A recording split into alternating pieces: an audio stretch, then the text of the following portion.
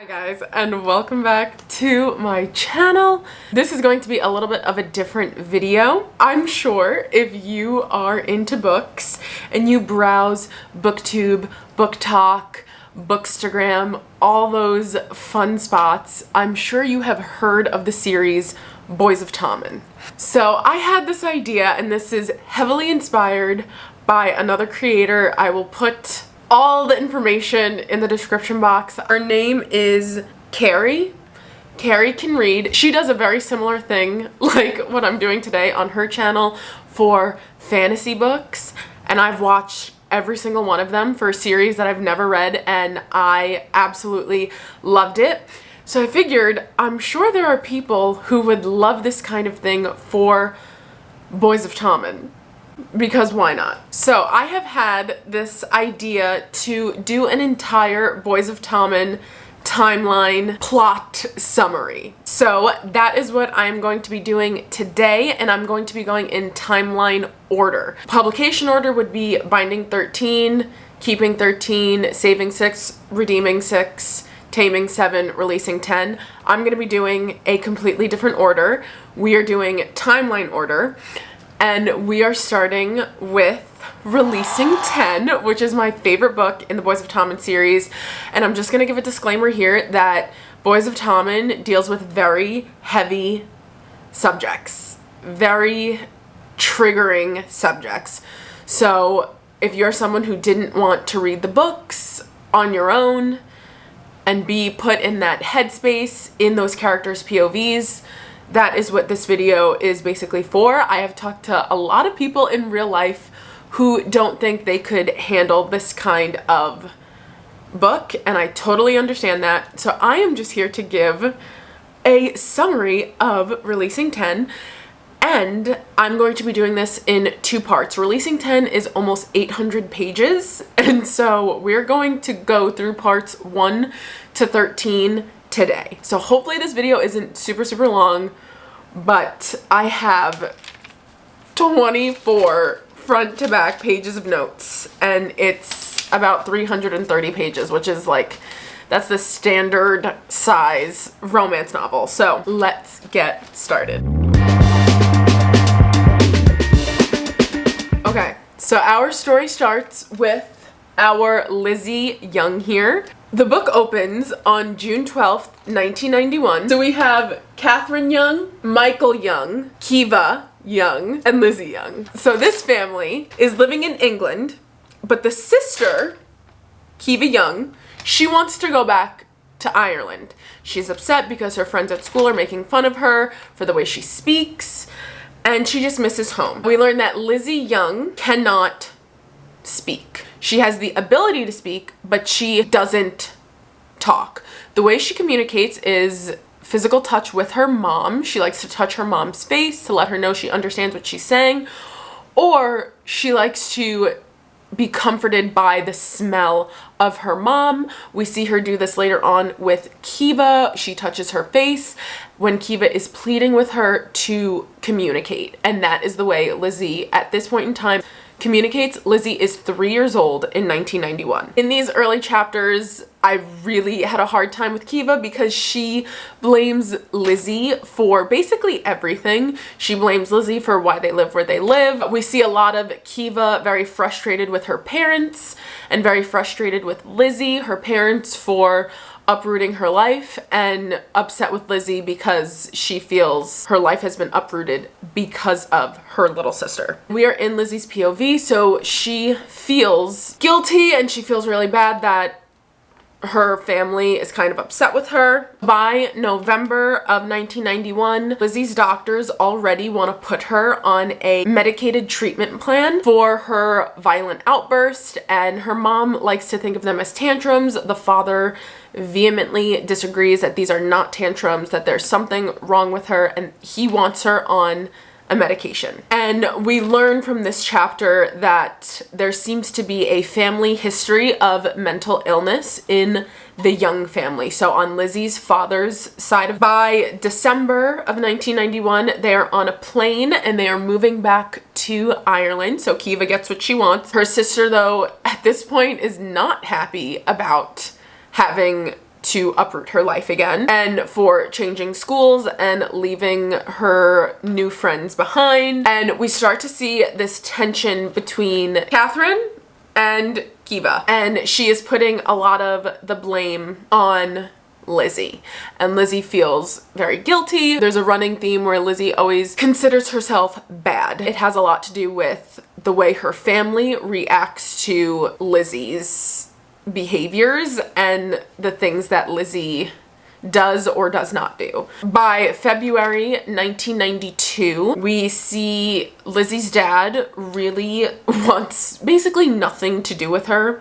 We hate Mike Young in this house. We hate a lot of the fathers of the Boys of Tommen series in this house. He calls her disturbed. He is constantly screaming and yelling at her. And remember, at this point in time, Lizzie is only 3, and she does not like that her father is always, she calls it, cross with her. And in this chapter, we see Mike rejecting Liz, and that causes a lot of tension between Mike Young and Catherine Young, Lizzie's parents. We move on to Lizzie's 4th birthday, where she says her first word, and she sees how happy her parents and her sister are for her to finally be speaking. She is very pleased with herself that she has finally made her family happy. Now, by October of 1992, Lizzie is still having behavioral issues, and she gets in trouble at school for making another kid in her class bleed. And Kiva is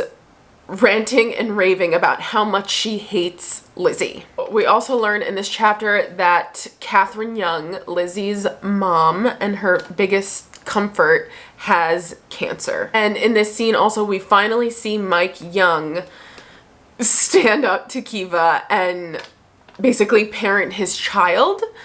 And he finally puts a stop to Kiva's berating of her family. He doesn't say anything about her going after Lizzie, but he does have an issue with Kiva speaking to her mom in a very certain way. By November of 1992, we see the medication that they have Lizzie on is taking a toll on her, and it's basically turning her into a zombie, and her father is a-okay with that as long as she is not having her behavioral issues. And we hear Catherine wanting to take Lizzie off of her medication because of the way Lizzie is reacting on it.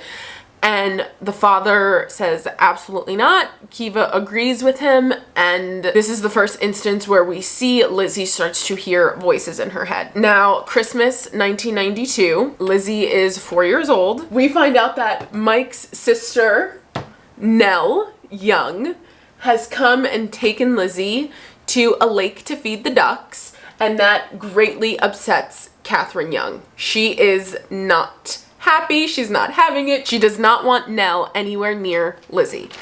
And that causes a huge fight between Mike and Catherine. In this chapter, we get my favorite Kiva and Lizzie moment, where Kiva realizes Lizzie is listening to their conversation, and she takes Lizzie into her room and starts to explain a little bit about their family history. We also learn that Kiva Young loves Fleetwood Mac, she loves Stevie Nicks, and she loves Lindsey Buckingham. That will come up later. This is a canon big sister event, and we learn that Lizzie's favorite song is Silver Springs, many such cases. She's asking Kiva if she's bad. There's a running theme all throughout Releasing 10 where Lizzie constantly thinks she is a bad person. Kiva explains to her that she's not bad, she's just complicated. We learn that there is a family history of mental illness. We learn about Lizzie's grandfather and Lizzie's aunt who have suffered these mental health issues.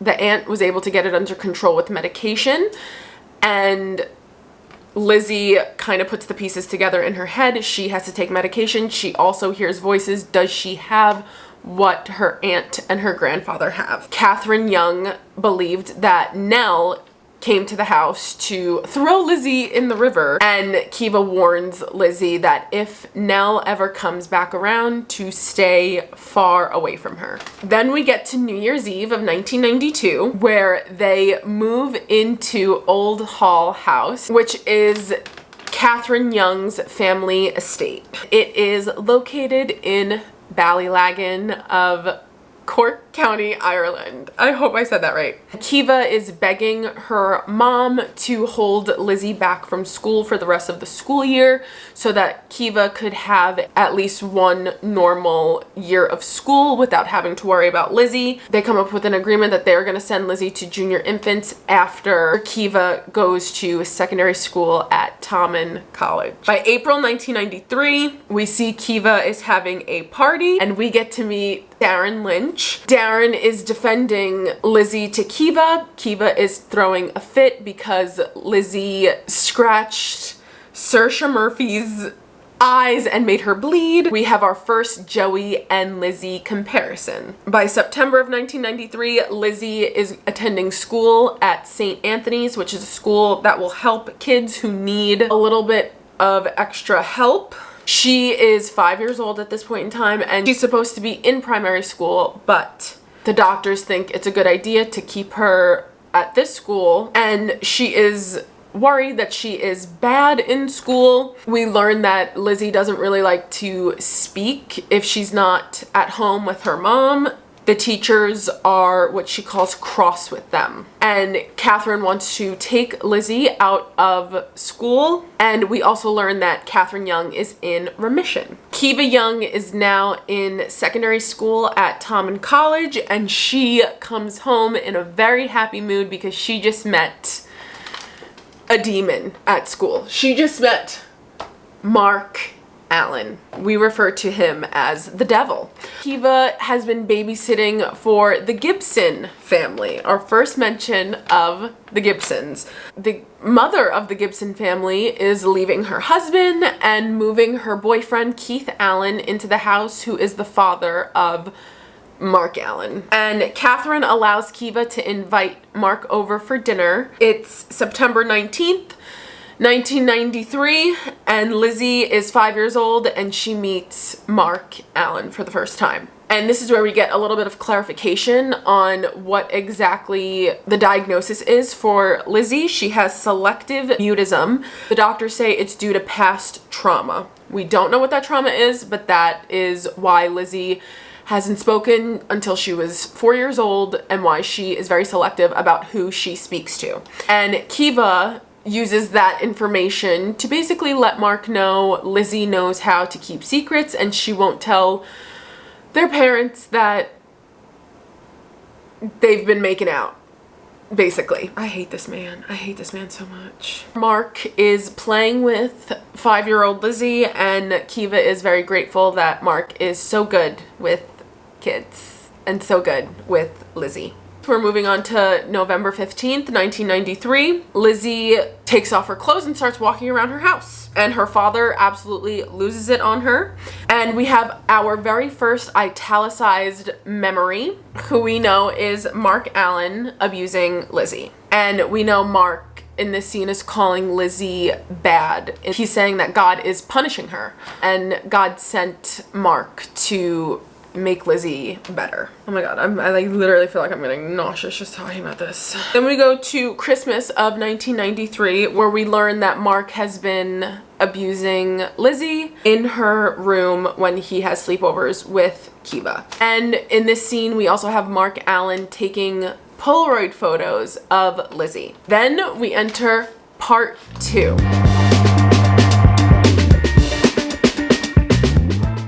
And that's gonna open with our guy, Hugh Biggs. We meet Hugh Biggs with his good friend, Gerard Gibson. We learn that Hugh and Gibbsy have grown up like brothers. Their parents met when they were in school. They live on the same street and they were basically raised together. Huey is the leader of their little sibling group, meaning Hugh, Claire, Gibbsy, Beth, and he's always looking out for Gibbsy. And in this scene, we have Gibbsy accidentally threw a ball over Old Man Murphy's house, and Old Man Murphy pops the ball, and they hatch a plan that on Halloween, they're going to get their revenge on Murphy for constantly bursting their balls. Hugh explains that he actually hates Sive's new boyfriend, who we know is Keith Allen. Gibbsy is devastated over his parents' divorce, and he just misses his dad. He keeps asking his mom when his father is coming home. And we also learn in this chapter that Huey is being forced to invite some of his little sister Claire's friends over for his birthday party, which is the scene of many crimes. The scene of many crimes. So now we're moving to Lizzie's POV, and it is October 27th, 1994, and Lizzie is in trouble for defending her good friend Shannon Lynch. From Shannon, we get the second comparison of Lizzie and Joey. We learn Lizzie has made two really good friends in school, a girl named Claire, who she says is loud and funny, and another girl named Shannon, who we learn is quiet but made her feel very safe. She was honored that Claire wanted to be her friend because she explains Claire as being like sunshine that everyone is gravitating towards, but Claire chose Lizzie and Shannon to be her best friends. When she leaves for school, we have Mike and Catherine arguing, and we learn that Lizzie has still been hearing a female voice in her head. We know Lizzie is on another new medication. Her dad is assuming that Lizzie has what the illness is that runs in their family is. And we learn that Lizzie has been seeing a scary woman outside of her window. The doctors assume that Lizzie is hallucinating. Mark Allen gets in the car and immediately starts putting his hands on Lizzie. Then we get Hugh's point of view. He is making invitations for his sister to give out to her friends, and we learn his favorite thing in the world is one-on-one time with his father. He looks forward to the nights when his mom is working because they put Claire to bed and he gets to hang out with his dad one-on-one. Our guy Peter Biggs is always bragging about how smart Hugh is, how cool Huey is, how he's so advanced for his age, and he's just super impressed with his son, and it makes Hugh feel really good about himself. And we get one of my favorite lines from Peter Biggs, and he says, "So you never know, son, one of these names could be the name you say on your wedding day," which is so cute. A little bit of foreshadowing there. I wonder what's gonna happen. Then it's the next day. Lizzie is 6 years old on October 28th of 1994. She's gonna be taking the bus home with Claire, and we meet our good friend Joey Lynch. We love Joey Lynch. We meet Joey Lynch when Shannon is being teased and Claire is being teased for inviting Shannon to her birthday party. And we get Joey Lynch protecting his little sister, and Lizzie thinks it is the coolest thing that she has ever seen, the way he hit a little girl in the face with a ball. We have Lizzie's friends talking about how they all have the hots for Joey Lynch, and Lizzie doesn't really know what that means. They get on the bus, and Liz is immediately overwhelmed by the situation of the bus. There's a lot of voices, there's a lot of people, it's very loud. She starts to have the beginning stages of a panic attack, and Lizzie starts hearing voices telling her to go to the water. She starts tearing at her skin when the bus stops, and Hugh Biggs gets on the bus. She immediately notes how he makes her feel nice and he makes her feel warm, and that he's so cute and he smells like soap and strawberries, and notes his whiskey brown eyes. And he is playing a Walkman, and he's playing Send Me On My Way by Rusted Root. And they talk about how they give each other the hots. We learn that Huey is having a costume party and tells her she can dress up if she wants, but she doesn't have to. And we learn that Huey is going to be dressing up as Dr. Grant from Jurassic Park.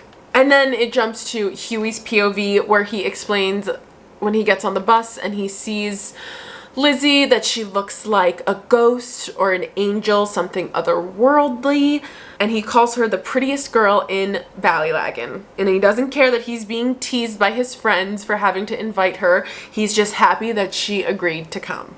So then we jump to Halloween 1994. I wish we could stay here. We have another really sweet moment of Kiva getting Lizzie ready for Huey's party. And Lizzie can't stop reading his invite, and she talks about how much she loves his handwriting and how neat and tidy he is and how she loves his G's.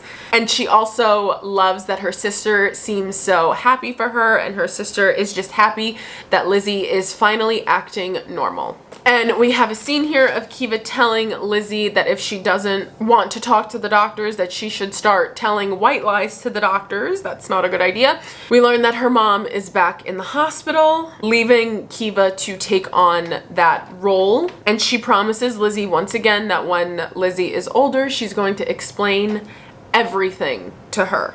And we see this really sweet moment where Lizzie is just looking at her sister and admiring how cool she looks.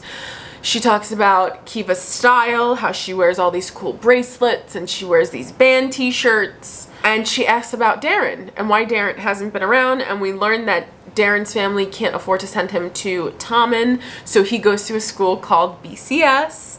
Then we get to the party, and this is the first instance where we learn the banter between Patrick Feely, Gerard Gibson, and Hugh Biggs. And we see Hugh is so happy that Lizzie decided to come dressed up as the other doctor in Jurassic Park, matching Huey's costume. They go in the back of Hugh's mom's car where she gives Huey his birthday gift, which is a game for his sneeze. I have no idea how to pronounce this. I have no idea what it is. This was before my time, so I have no idea what gaming console this is.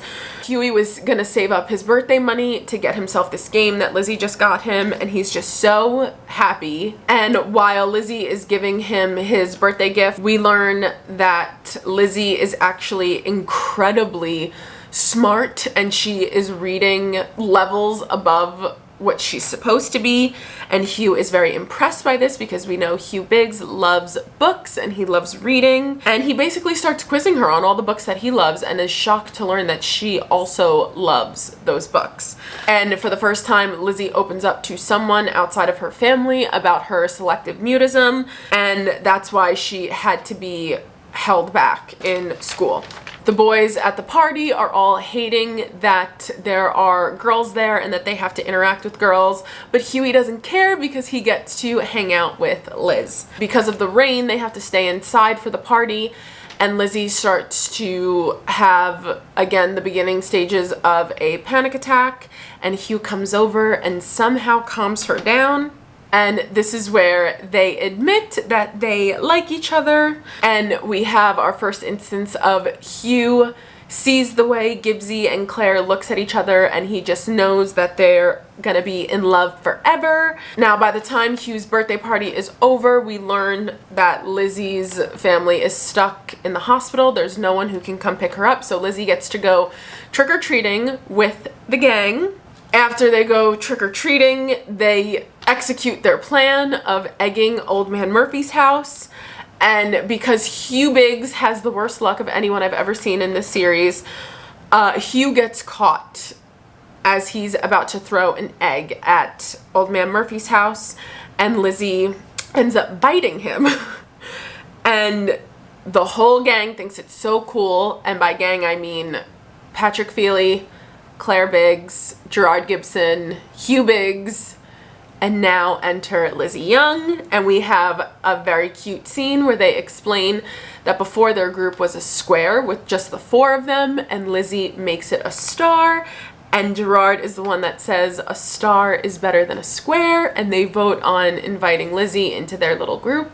And everyone agrees, and Lizzie is feeling so happy, and we get our first real joyous Lizzie moment, and this has to be probably my favorite scene in the entire series. The next day, Hugh is at his kitchen table and he hears Claire and Gibbsy talking about weddings and babies, which I think is a little bit of foreshadowing, and we learn from our favorite farmer, Patrick Feely, how babies are made, and we finally get to meet Joe Gibson when he comes over to collect Gibbsy.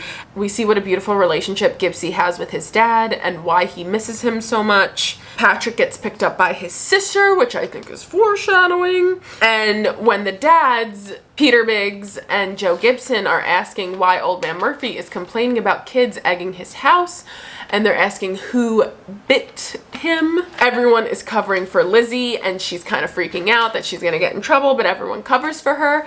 And we learn that the dads are actually pretty cool, and they also don't like Old Man Murphy. So when Lizzie finally gets home the next day, we're on November 1st of 1994. She's excited to tell her sister about all the friends that she made, and they have this really sweet moment. And jump scare, the devil is upon us. Mark Allen is at the house. And that night, Mark tells her that he doesn't like that she had so much fun with another boy, which is insane, and he abuses her again. Then we move to November 19th of 1994, and this is in Hugh's point of view, and we're kind of learning that Lizzie is a bit of a tomboy. Lizzie's mom is in her third battle with cancer, and we now know that Sinead Biggs knows about Lizzie's mental health issues, and Sinead asks Hugh to keep an eye on her because she is going to be spending a lot of time at their house while Sinead helps take care of Lizzie while Catherine is not able to. We see Claire as being a big girly girl. She wants to be a ballerina. She's running around in a tutu, and Lizzie just wants to play outside in the treehouse with Hugh, and we have our first Brave Night Milady scenes, and it's very, very sweet. Now we jump to December 3rd of 1994, where we are at the pool and all the moms kind of meet. So we have Sinead Biggs, Catherine Young, and Sive Gibson as of right now. Not for much longer though. Lizzie is a bit of a daredevil and she jumps into the deep end of the pool, and we learn that Hugh Biggs is a great swimmer, and Lizzie admits to Hughie that she is starting to have a crush on him. And the reason Lizzie is such a daredevil is because she has no fears of getting hurt, which will come back later. So then we move to December 17th of 1994. Kiva is babysitting for the Biggs kids, so for Hugh and for Claire. Sinead allows Kiva to invite Mark Allen over to watch a movie once the kids go to sleep. As soon as Mark Allen walks into his house, Hugh Biggs gets a very uneasy feeling about him.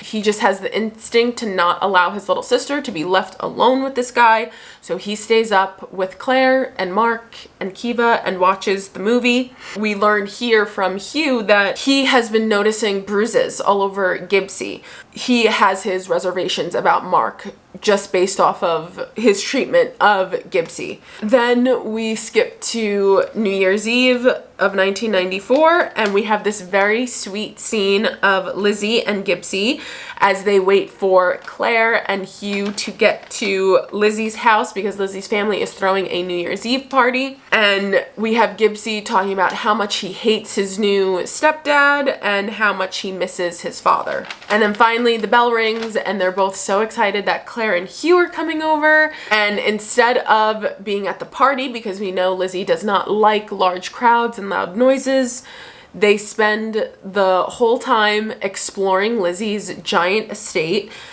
And we learn that Lizzie comes from old money because Hugh is going through the family books, and he learns that Lizzie's family is very wealthy. They have a funny conversation where they're confused on why they like to be alone in the quiet and how they love each other more than they love their best friends because they both enjoy the quiet, and Claire and Gibbsy are both loud and life of the party type personalities. And so he reassures her that that does not make her a bad friend. Then we're moving on to part 3. This is April 1st of 1995, and it opens up with Hugh seeing Keith and Mark Allen moving into Gibbsy's house, and Gibbsy is devastated. And we meet Bethy, who is Gibbsy's little sister, and Hugh is just realizing how much he is crushing on Lizzie. Then we jump to April 21st of 1995, and we learn that Lizzie is on a new medicated treatment plan, and she is just bone deep exhausted. She's on her way to Huey's house, and she wants to have fun with them, but she literally can't even keep her eyes open or her head up. And Hugh finds her sleeping in the bathtub. And he brings her into his bedroom, and he lays her on his bed, and she assumes that something awful is about to happen, but she is pleasantly surprised by the fact that Hugh was able to help her in her time of need, and he didn't have to hurt her to do it. Kind of have her putting those pieces together of what Mark is doing is not okay, and she is able to be helped without having to be hurt. We jump to May 6th of 1995, which is a huge scene in the Boys of Tommen universe. This is where Gibson's family drowned, so it is Gibson and Hugh's communion. Joe Gibson decides to take a boat out, and both of their families are on this boat, including Mark Allen, Keith Allen, Sive, Joe Gibson, Bethy Gibson, Gerard Gibson, Sinead, Peter, Claire, and Hugh. And we have this very traumatizing scene where Hugh is watching as Bethy falls in. Gerard jumps in after her. Joe Gibson jumps in after both of his kids. No one can really swim except Hugh's dad, and Hugh's mom is, I think she's an emergency room doctor, and they're all trying to help. Peter Biggs is trying to help Joe Gibson save his kids, and then we see Sinead Biggs having to resuscitate Gibson after Gibson drowns. Joe Gibson and Bethy Gibson never come back up. Joe has passed away and Bethy has passed away. It is one of the most devastating scenes I've ever read, ever. We move to June 24th of 1995, and we have Lizzie being very impressed with Gibson for coming back to school after he lost his family, and she's hurting from seeing her very good friend be in pain. And she goes over to the Biggs house, and she's supposed to be there for Claire, but something in her tells her to go check on Hugh, and we see Hugh in bed, traumatized by witnessing what he witnessed with his basically second family.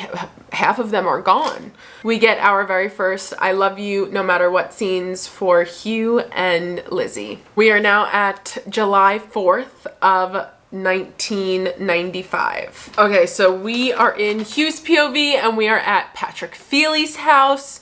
Feely is a vegetarian who lives on a meat farm with his family. His father is a beef farmer, I think is what you call it. I don't know. And we learn that his dad is awful, and we learn that Patrick Feely is an amazing musician.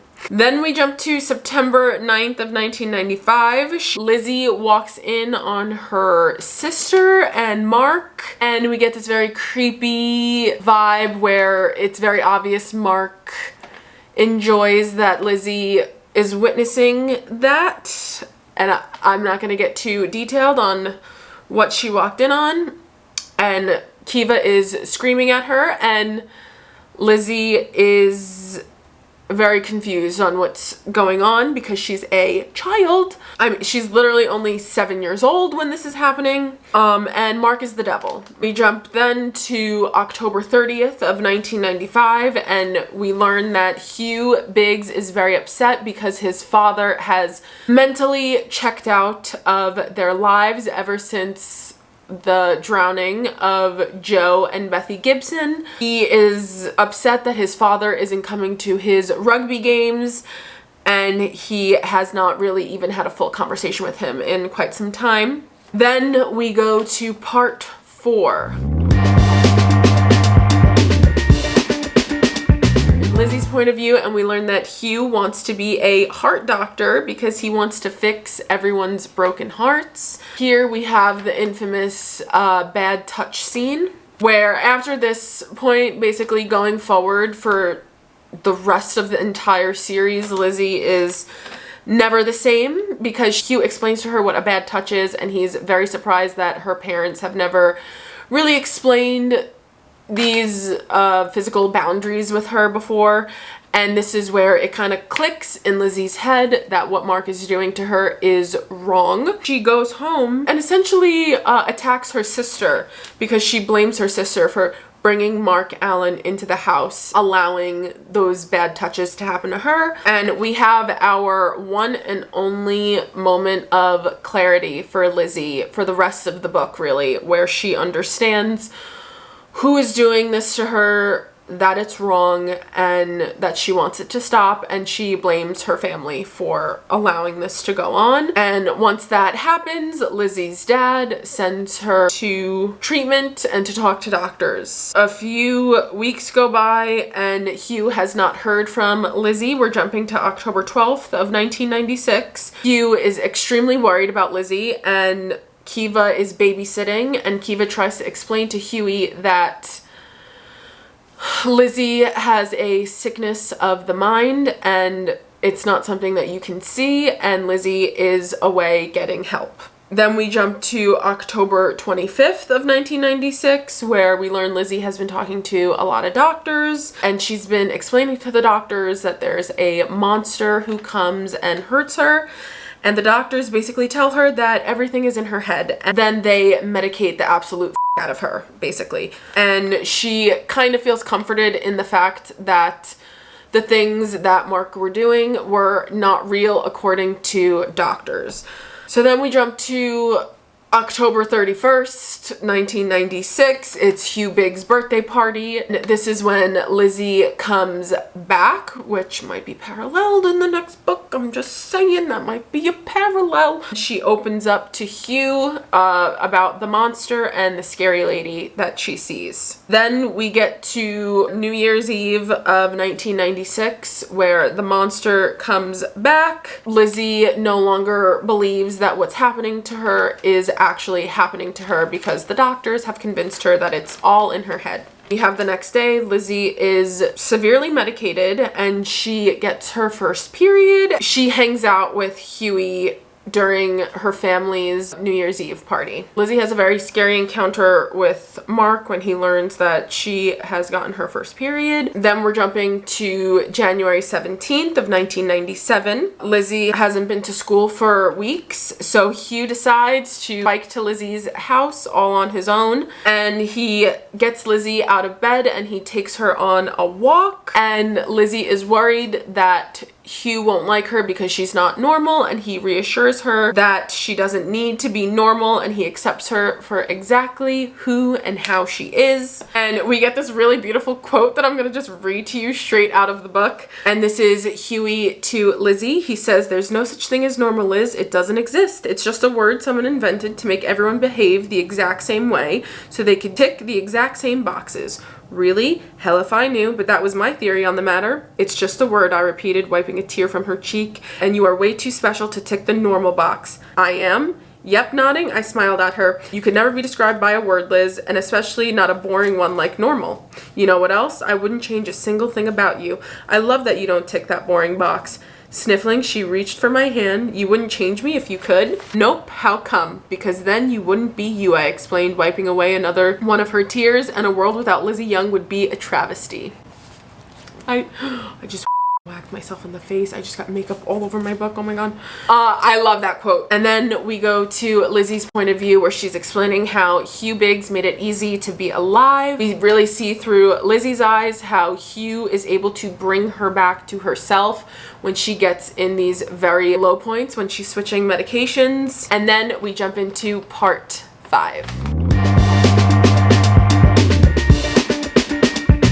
And it is St. Patrick's Day of 1997. We get a very sweet moment from Huey's point of view where him and Liz find an old bike, they fix it up, Lizzie is being her daredevil self, and she is flying out of there. We get a moment with Hugh and Catherine where they're talking about how much better Lizzie is seeming, and how Hugh is such a good boy, and how Hugh's parents should be so proud of him. Then we move to June 8th of 1997. We learn that Lizzie's mom is in remission and she's healthy. It's Lizzie's birthday weekend. This is still in Huey's point of view, where we're at the fair. They are watching Claire and Gibbs perform in an Irish dance competition. Huey is just cracking up at how enthusiastic Lizzie is to watch Gibbsy and Claire, and she's cheering them on. Then they move over to the grass. I think they're waiting for fireworks, and Huey gets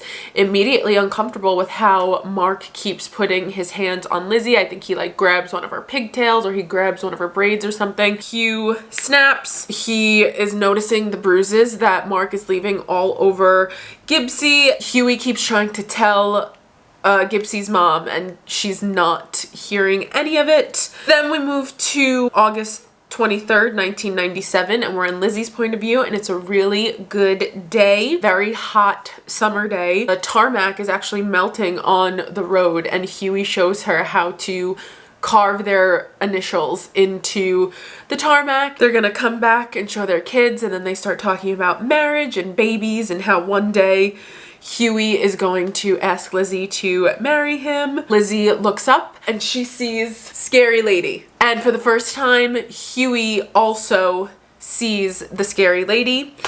And so he runs to get Kiva to tell her that there is a scary woman watching them at the end of the road, and Kiva does not believe him. Kiva comes outside, she looks around, she looks at the end of the road, no one is there. She doesn't believe him. She starts to blame Lizzie with warping Huey's mind. Lizzie is really upset that her sister never believes, and she explains to Huey, like, this is what always happens every time I see something or every time I say something.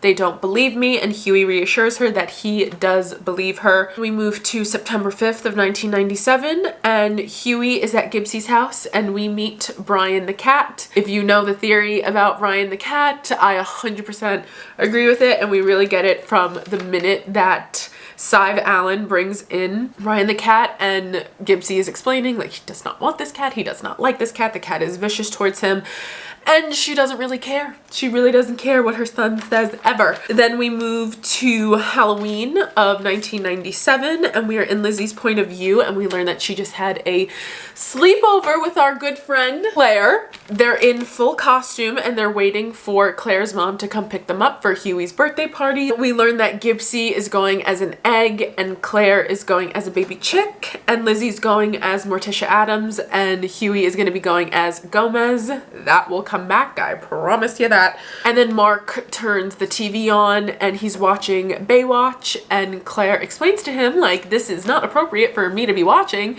and he just thinks it's funny, and then he starts asking them very uncomfortable, very inappropriate questions that a teenage boy does not need to be asking elementary age girls. So yeah, disgusting. Mark Allen, we hope you die. Gibbsy shows up at Lizzie's house to come pick them up. Now I personally, again, I'm not trying to put my opinions in this video, but I am of the belief that Gibbsy noticed that Mark wasn't home that night. He heard that Claire was sleeping over Lizzie's house, figured Mark is probably also at Lizzie's house alone with Lizzie and Claire, and I think Gibbsy wanted to hop in the car and make sure that Claire was okay, because as soon as Gibbsy gets to Lizzie's house, the first thing he asks is, Claire okay? And Claire runs to go give her mom a hug, and Mark starts berating Gibbsy for his costume, and he starts calling him names, and Lizzie notices how Gibbsy is acting around Mark, so she takes Gibbsy's hand, and to me this is the most important scene of the entire series. She brings Gibbsy upstairs to her bedroom, and they start to have a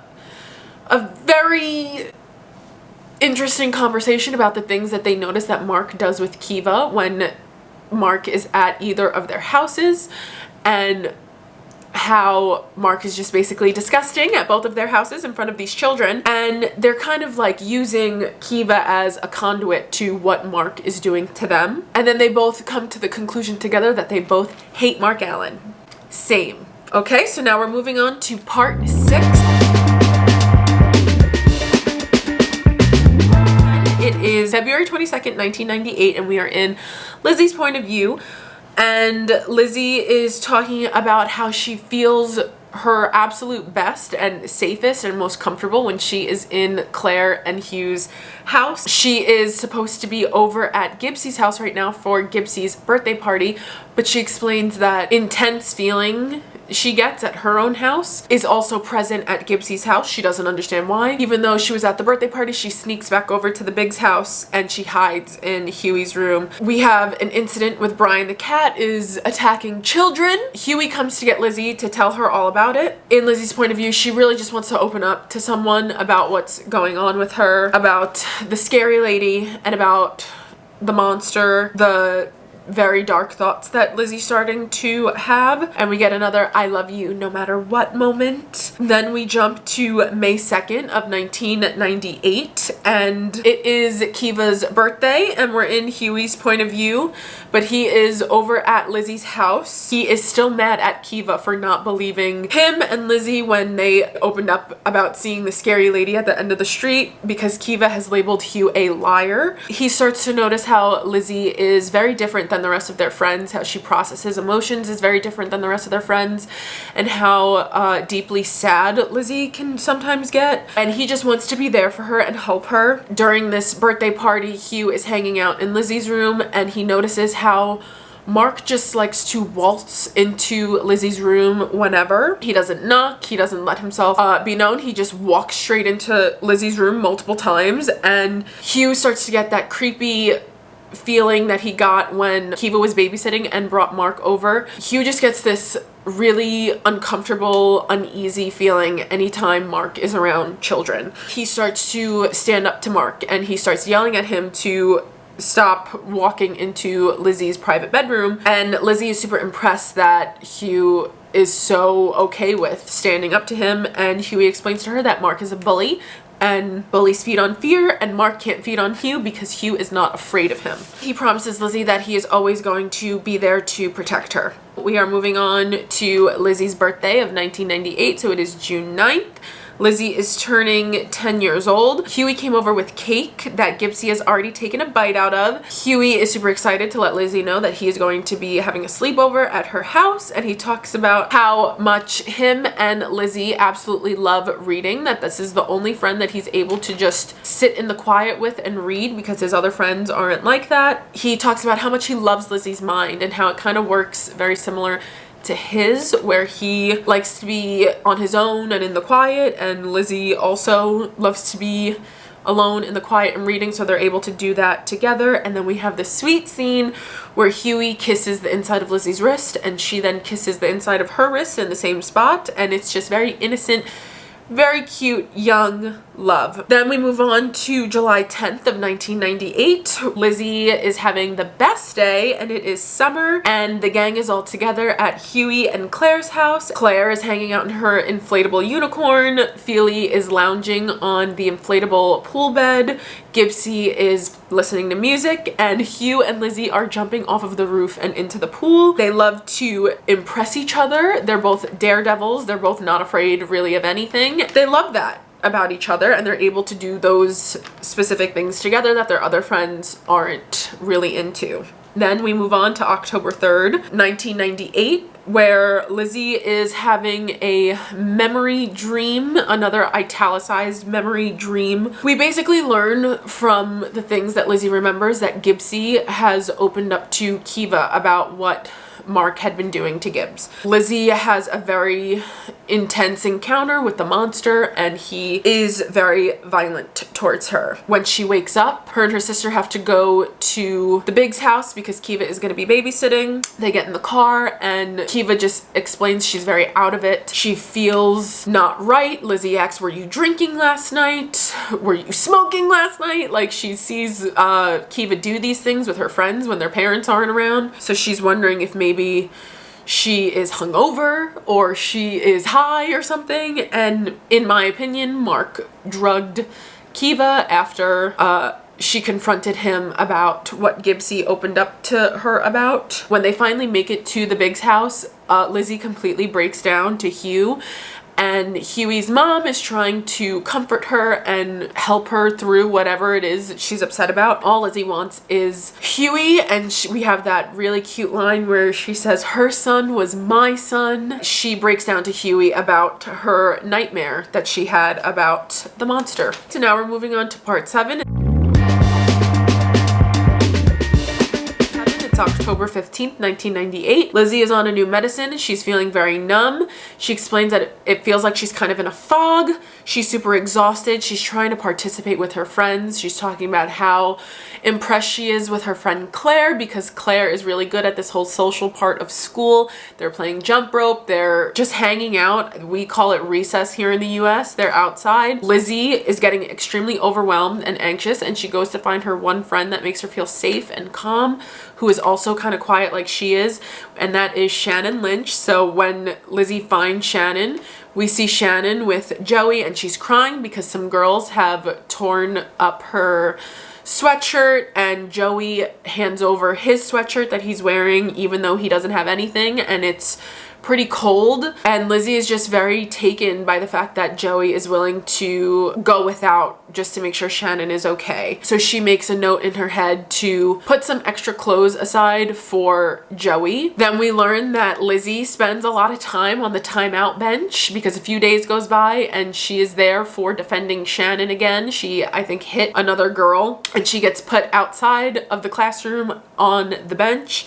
and there she sees Joey Lynch, who is also on the timeout bench, and she hands him those clothes that she's been carrying around since seeing that interaction with Shannon and Joey. And we learn that Joey does not like owing people anything, and he promises that he is going to somehow, some way pay Lizzie back. Then we move on to Halloween. It is Hugh Biggs' 11th birthday, and this is my favorite Halloween costume that they wear. Our core 5 group here is going as the Spice Girls. Hugh is Scary Spice, Feely is Sporty Spice, Gibbs is Ginger Spice but the Irish edition, Liz is Posh Spice, and Claire is Baby Spice. And for the first time, the boys are starting to notice that Lizzie is hot, right? So Huey immediately gets super jealous because Feely keeps making comments about how nice Lizzie's legs look in this dress, and we learn Feely's crushing on her. Huey's getting super jealous. The scene of many crimes to come, I can tell you that for free. Now that Hugh and Feely are 11 years old, they're able to take the kids trick-or-treating without the adults.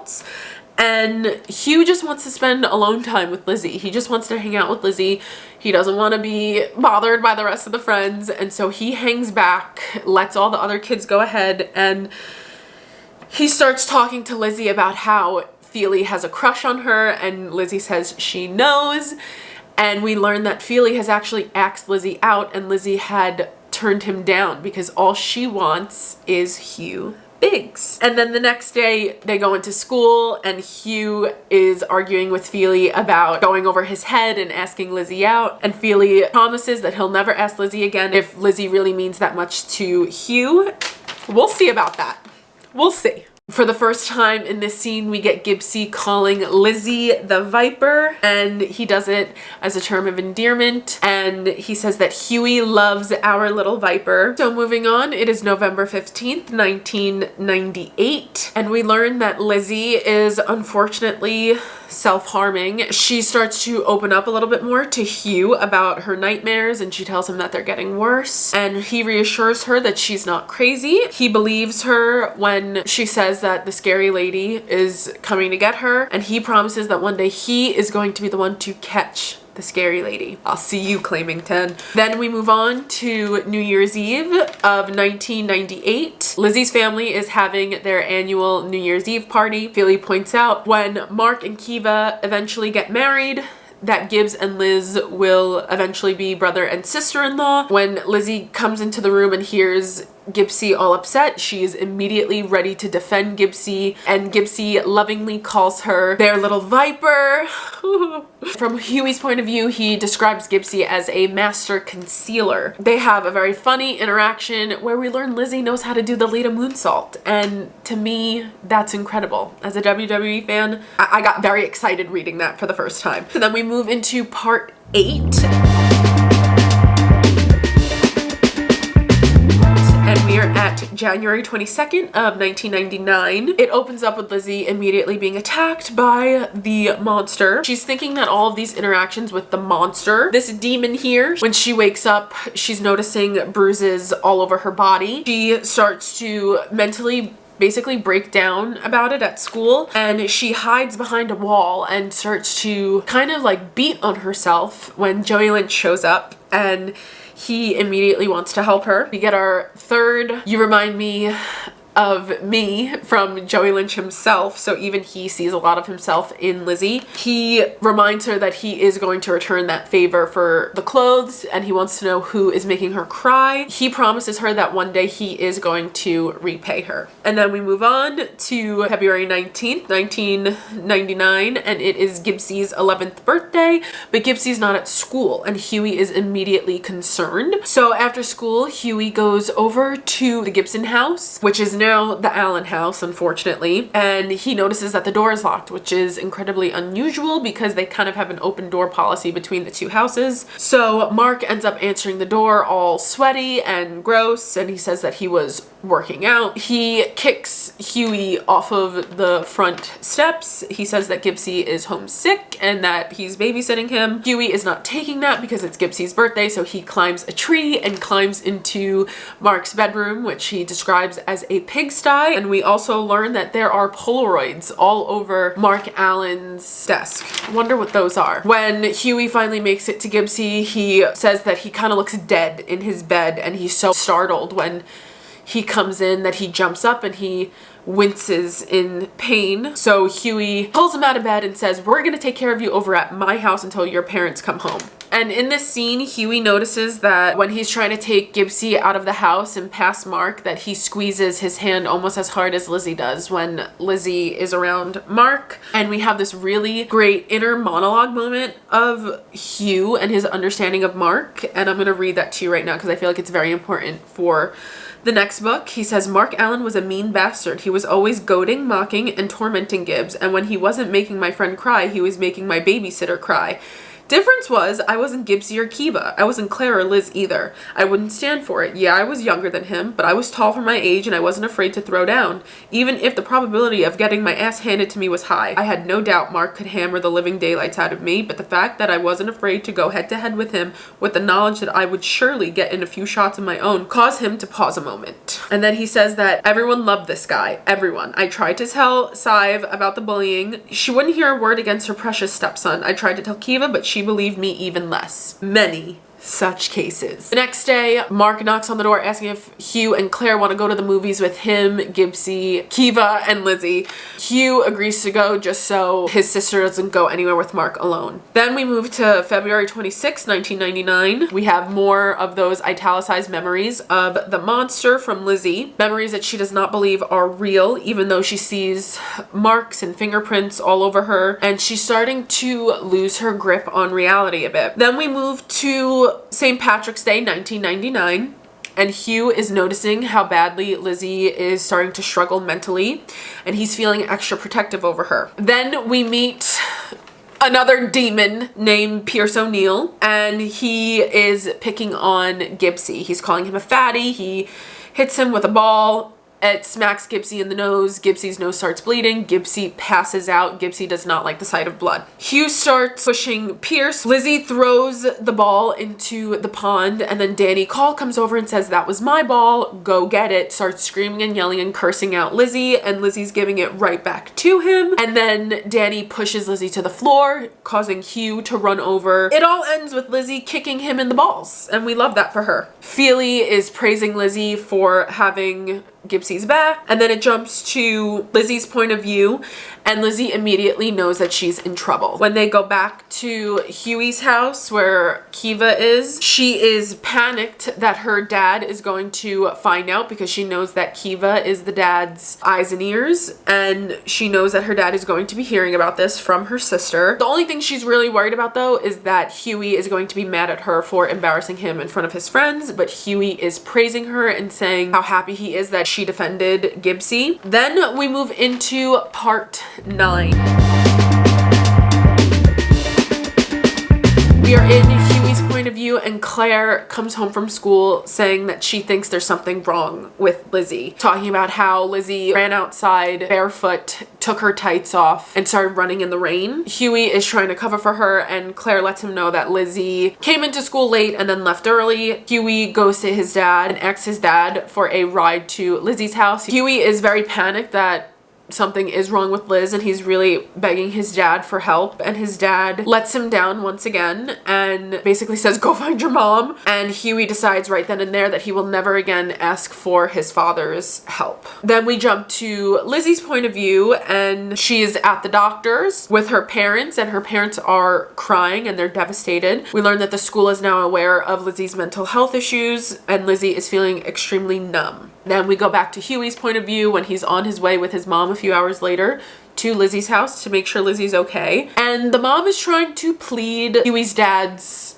case, basically. Sinead is trying to explain to Huey that his dad is traumatized by what happened to Joe and Bethy, and that he's probably never going to be okay again, and he's very depressed, and we need to give him some grace. And Huey explains that he is fresh out of grace for his dad. He does not care. Gypsy gets up every day. Sive gets up every day. Peter should be able to live his life and take care of his kids. And he just starts praising his mom for basically taking on both of those roles, and he's admiring how even though he can tell his mom is heartbroken, he knows his mom is strong and she's not going to sit there and cry in front of him and his sister. When he gets upstairs to Lizzie's room, he finds her in bed silently crying, and we know that she is medicated to the high heavens and she's very numb. But all she can do is kind of like reach out and hold Huey's shirt. She's just silently crying, and she opens up for the first time to Huey and tells him that she has bipolar disorder. He goes into the bathroom, finds all of Lizzie's meds, knows that he's gonna do some research about that later, and then he goes to Lizzie's parents and basically asks, like, can you explain to me what's going on with her? I want to help. I want to be there for her. I can't help if I don't understand. And they basically give him a watered down version of all of the things wrong with Lizzie, but they try to be reassuring to him, and he knows that he's not getting anywhere with this conversation with them. We jump to March 22nd of 1999. Lizzie is at the doctor's, and the doctors are asking her questions, and the one thing Lizzie says she's sure of is the doctor's inability to help her. She says she's not going to talk to them anymore because every time she does, they don't believe her anyway.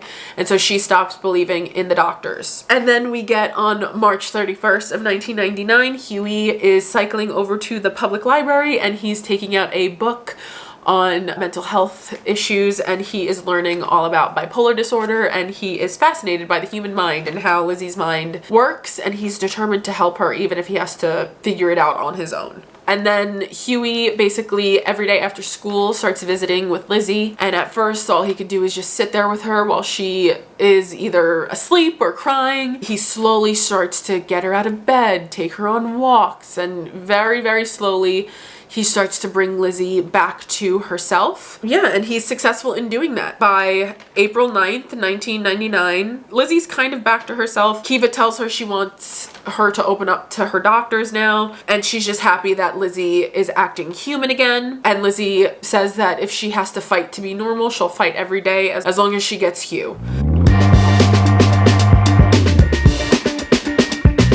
Then we get to June 9th, 1999. It is Lizzie's 11th birthday, and Huey is at Lizzie's house to wish her a happy birthday, and he's very happy with how much better she is doing. And then they overhear a conversation between Kiva and Mike. They are fighting because Kiva missed one of her leaving certs. I think for like US terms, I'm pretty sure that's like a final.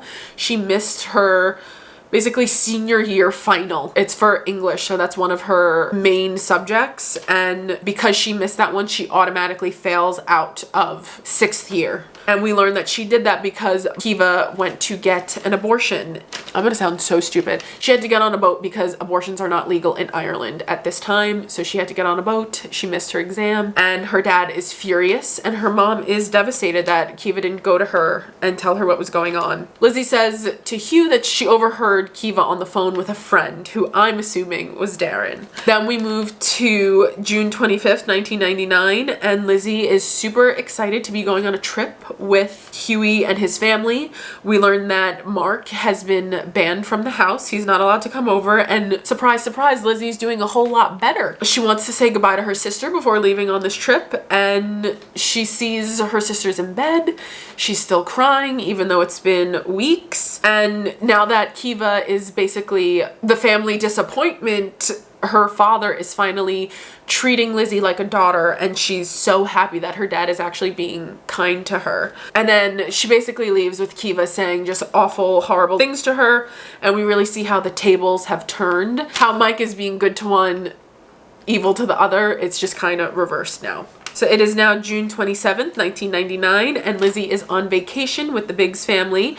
We meet Granddad Healy, who I think is going to be one of my favorite characters in the next book. He's kind of a stand-in dad for Huey, and Huey really looks up to him and admires him. He gets that praise that his father used to give him. He gets that now from his grandfather. And we see Huey is cliff jumping, and his dad is cheering him on. Lizzie's cheering him on. We know Lizzie is a daredevil, and Lizzie's ready to get up there with him and do the same thing, even though she can't really swim that well. And then Huey takes Lizzie over to the fairy sea cave, which, oh, so cute. And in there, he promises that he will always choose Lizzie, and we get our first kiss between Huey and Liz. All right, now we are in part 11.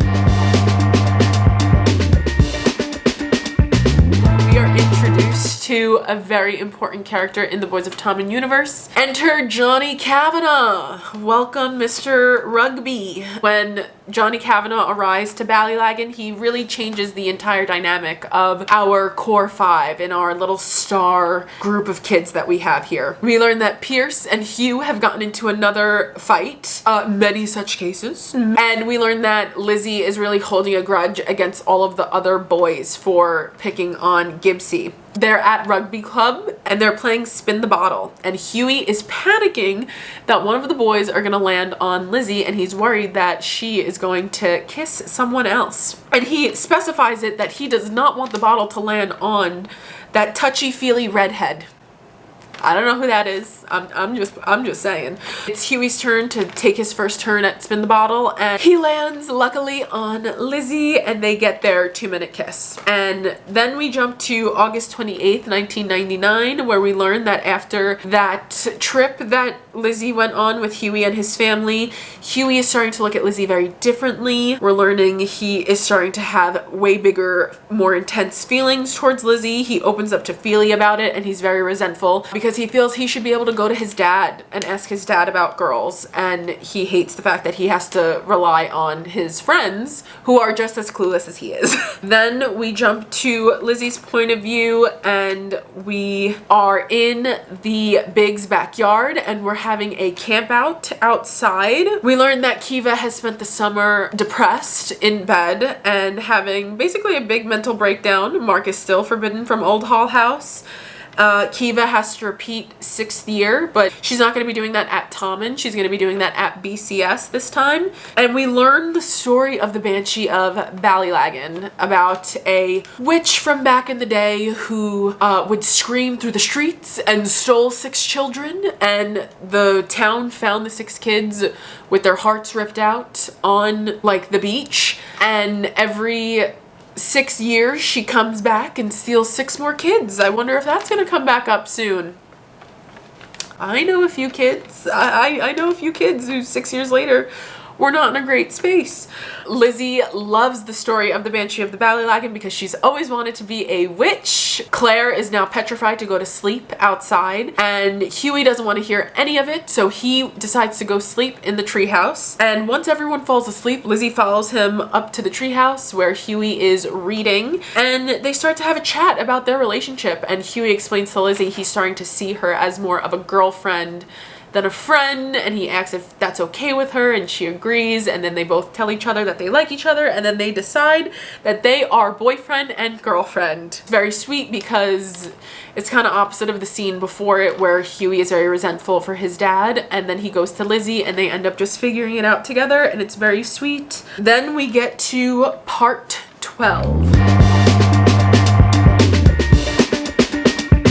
is gonna be the last part for this video. We have Kiva babysitting while all the adults are at Old Hall House. Huey, Feely, and Gibbsy are playing Tomb Raider, and Claire is trying to play with them, and they're teasing her that she's browsing and she's just walking around and she's not raiding the tombs, basically. When Lizzie gets there, Huey runs downstairs. They go upstairs, and before they go in the room, Lizzie gives him his New Year's Eve kiss, and we learn that she does that because Claire is not happy with the fact that Lizzie and Huey are together, and they get their first cell phones and they exchange phone numbers, and then Gibbsy leaves to go hang out with Johnny, where Claire is very jealous basically, but Huey is very grateful for Captain Fantastic, Mr. Johnny Kavanaugh, because he has basically stopped Gibbsy from getting bullied. All the guys that they play sports with really look up to Johnny, and Johnny took an immediate liking to Gibbsy,